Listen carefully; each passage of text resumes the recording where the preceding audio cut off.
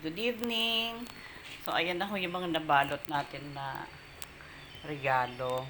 Ayan. Yung iba na ipamigay na. So, ito yung mga ibibigay pa lang. So, natutuwa naman ako kasi kahit ho simple lang yung mga regalo, ang mahalaga ho may mapasaya tayo ngayong Pasko. Yun naman ang ng puso ko. Ayan. So, yan po ay para sa kanila. Sabi ko nga sa kanila, wag nyo na akong regaluhan. Ako yung magre-regalo sa inyo. Kasi, masaya kasi ang puso ko na nagbibigay ng kahit mumunti lang. Ayan, mumunting regalo. Mahalaga, nagmumula yun sa puso ko. Ayan, kaya magbabalot tayo ngayon kasi may mga babalutin pa po tayo regalo.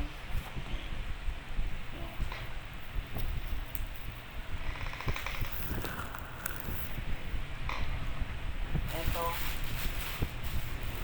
dito lang ako nagbabalot. Bag ito kasi mahilig po sila sa bag. Ibig sabihin po ang regaluhan nito ay babae. Ayan.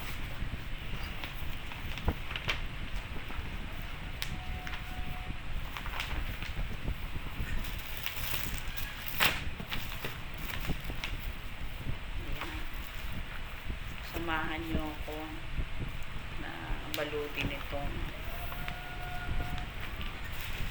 regalo.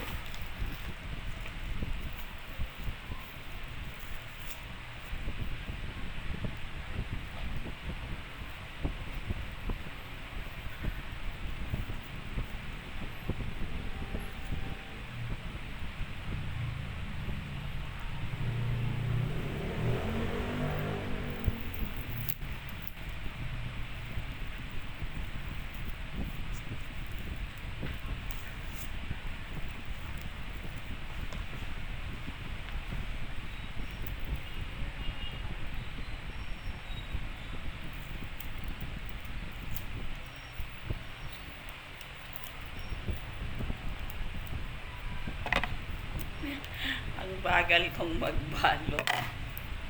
Pero okay lang kasi lagay ko muna dito sa may upuan. Ang mahalaga po. Naunti-unti ko naman. Unti-unti lang. So, simple lang naman. Sana magustuhan nila. Dito lang yung ating ayan. Tama lang sa isa. Paubos na nga itong aking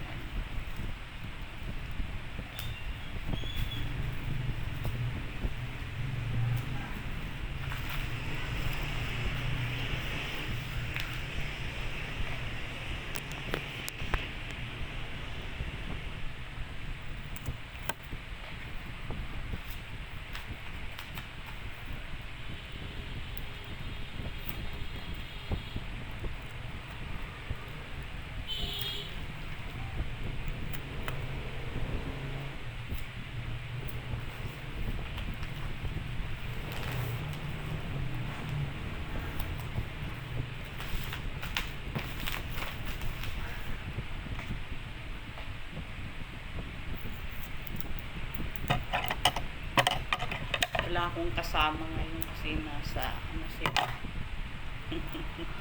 namamasyal yung mga kasama ko. Sabi ko maiwan na lang ako kasi may mga babalutan pa.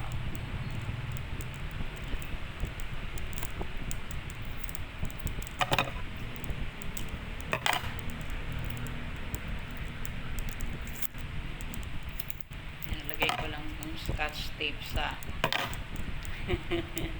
Dito sa may upuan. Ayan. Para mamaya kuha na lang ako ng kuka. Ayan. Samahan nyo na ako. Ayan. So, yung iba dyan, ilang araw na din ako.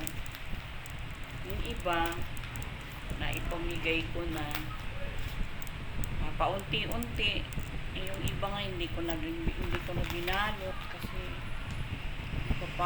napagod na ako. O hindi ko na binalot.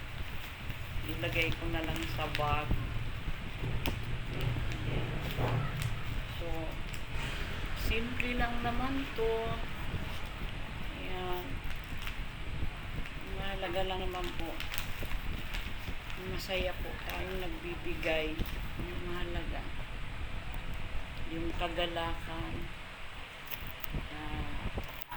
Tayo po ay nakakapagbigay sa ating mga kakilala, kaibigan, hanggat nga po maaari ang bibigyan natin yung mga talagang yung nangangailangan. Ayan. Kasi sa Biblia ang sinasabi po ng kasalukan na mas maganda nga kung magbibigay ka doon sa hindi sa'yo makakaganti. Ayan. Kasi ang Diyos ang gaganti. Kaya salamat sa Panginoon. Ito po ay sa kaluwalhatian ng Diyos na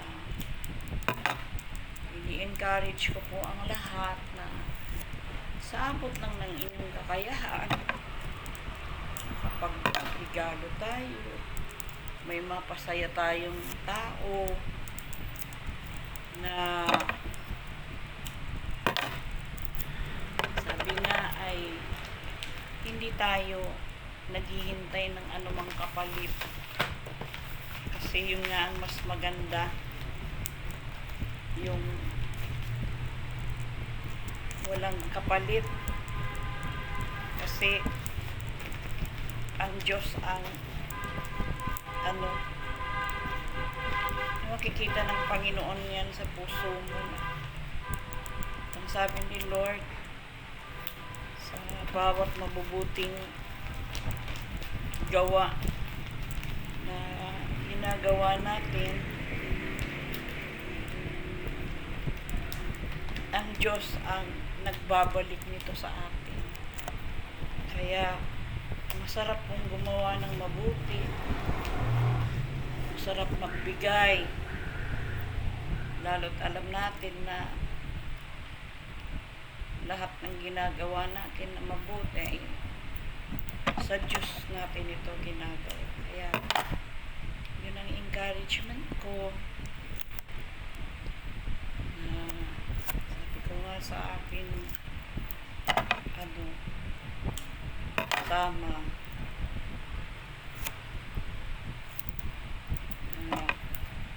Sabi ko, bumigay tayo ng bigas kahit 5 kilo. Ang mahalaga, katapos ng party, may mauwi na, may maiuwi sila. Kaya na lang tahanan. Kasi yun ang mahalaga na syempre pag party kakainan. Tapos pagkatayan, tapos na. Yung gano'n lang naman kasimple. Tapos pagkatapos ng party, meron pa rin silang maiuwi. Yun ang sabi ko dun sa aking sekretary. Sabi ko sa kanya, maganda yung pag-uwi nila, kain, may bitbit silang mga kahit 5 kilong bigas para meron naman silang, yun kasi ang mahalaga lalo na sa panahon ngayon.